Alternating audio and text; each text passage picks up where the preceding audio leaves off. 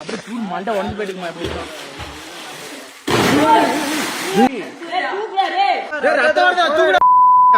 இந்தியாவில் தர்மபுரி என்ற ஒரு பகுதியில் நண்பர்களோடு சேர்ந்து குளிக்க போன ஒருவர் வந்து மாயமடைந்திருக்கிறாரு.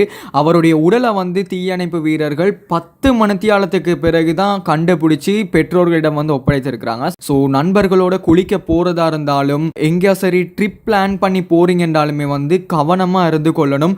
எந்த விதமான காரணத்தை கொண்டும் நீச்சல் அடிக்க போகிறேன்னு சொல்லி மேலிருந்து குதிக்கிறதும் அவதானம் இல்லாமல் குளிக்க போகிறதும் இந்த இடத்தை பற்றி தெரியாமல் குளிக்க போகிற விஷயங்கள் எல்லாத்தையும் வந்து நாங்கள் தவிர்த்து கொள்ள வேண்டும். நண்பர்களோட சேர்ந்து குளிக்க போன அந்த நபர் தண்ணி உள்ளுக்கு போய் மண்டை பட்டு ரத்தம் வந்ததுக்கு பிறகு ரத்தம் வருதுன்னு சொல்லியுமே இவங்க வந்து யாருமே காப்பாற்ற போகல.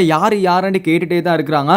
நீங்களும் நண்பர்களோட போய்த்து குளிக்க போறீங்களா, இந்த குளிக்கிற இடத்த பத்தி நீங்க விசாரிச்சுட்டு நீங்க குளிக்க போகலாம். அதை விட்டுட்டு நான் இப்படி பாய போறேன் அப்படி பாய போறேன்னு சொல்லி உங்களுடைய வாழ்க்கையை வந்து வீணாக்கிட வேணாம். எனக்கு நீச்சலே தெரியாதுடா.